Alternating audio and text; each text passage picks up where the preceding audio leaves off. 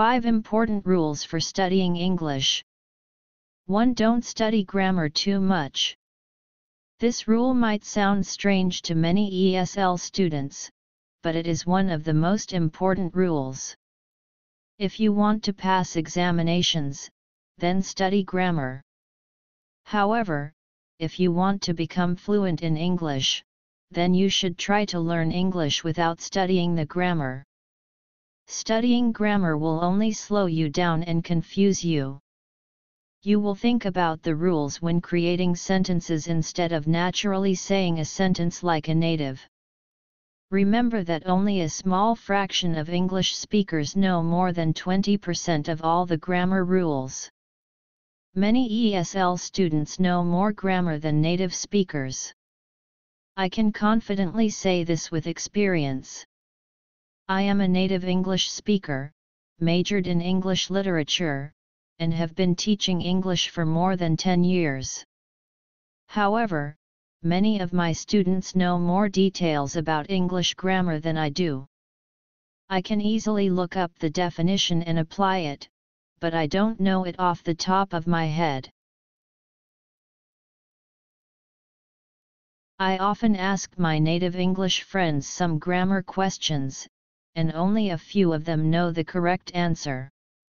However, they are fluent in English and can read, speak, listen, and communicate effectively. Do you want to be able to recite the definition of a causative verb, or do you want to be able to speak English fluently? 2. Learn and study phrases. Many students learn vocabulary and try to put many words together to create a proper sentence. It amazes me how many words some of my students know, but they cannot create a proper sentence. The reason is because they didn't study phrases. When children learn a language, they learn both words and phrases together. Likewise, you need to study and learn phrases. If you know 1,000 words, you might not be able to say one correct sentence.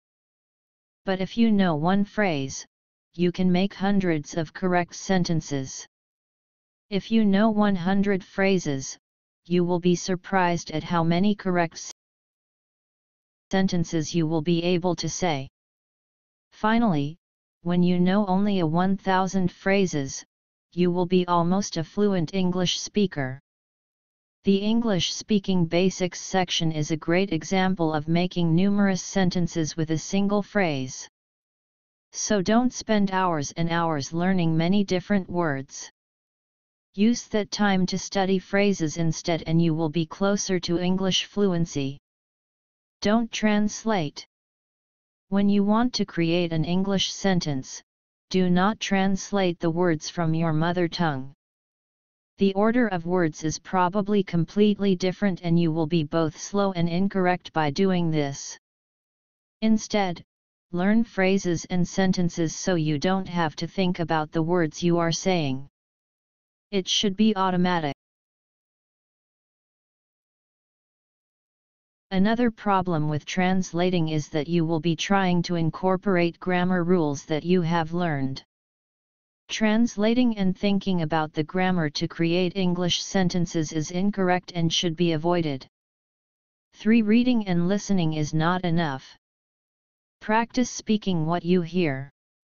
Reading, listening, and speaking are the most important aspects of any language. The same is true for English. However, speaking is the only requirement to be fluent. It is normal for babies and children to learn speaking first, become fluent, then start reading, then writing. So the natural order is listening, speaking, reading, then writing. First problem. Isn't it strange that schools across the world teach reading first, then writing, then listening, and finally speaking? Although it is different, the main reason is because when you learn a second language, you need to read material to understand and learn it. So even though the natural order is listening, speaking, reading, then writing, the order for ESL students is reading, listening, speaking, then writing. Second problem. The reason many people can read and listen is because that's all they practice. But in order to speak English fluently, you need to practice speaking. Don't stop at the listening portion, and when you study, don't just listen. Speak out loud the material you are listening to and practice what you hear. Practice speaking out loud until your mouth and brain can do it without any effort. By doing so, you will be able to speak English fluently. 4. Submerge yourself. Being able to speak a language is not related to how smart you are. Anyone can learn how to speak any language. This is a proven fact by everyone in the world. Everyone can speak at least one language. Whether you are intelligent, or lacking some brain power, you are able to speak one language. This was achieved by being around that language at all times. In your country, you hear and speak your language constantly. You will notice that many people who are good English speakers are the ones who studied in an English-speaking school.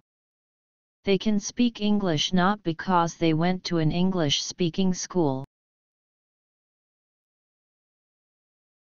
but because they had an environment where they can be around English-speaking people constantly. There are also some people who study abroad and learn very little. That is because they went to an English-speaking school, but found friends from their own country and didn't practice English. You don't have to go anywhere to become a fluent English speaker. You only need to surround yourself with English. You can do this by making rules with your existing friends that you will only speak English. You can also carry around an iPod and constantly listen to English sentences. As you can see, you can achieve results by changing what your surroundings are. Submerge yourself in English and you will learn several times faster. 5. Study correct material. A common phrase that is incorrect is, "Practice makes perfect." This is far from the truth. Practice only makes what you are practicing permanent. If you practice the incorrect sentence, you will have perfected saying the sentence incorrectly. Therefore, it is important that you study material that is commonly used by most people. Another problem I see is that many students study the news. However, the language they speak is more formal and the content they use is more political and not used in regular life. It is important to understand what they are saying, but this is more of an advanced lesson that should be studied after learning the fundamental basics of English.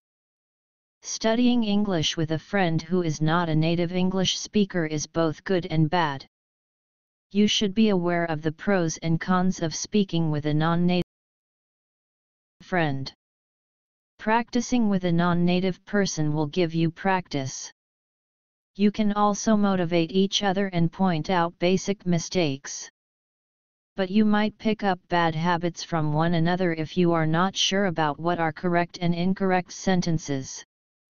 So use these practice times as a time period to practice the correct material you studied, not to learn how to say a sentence.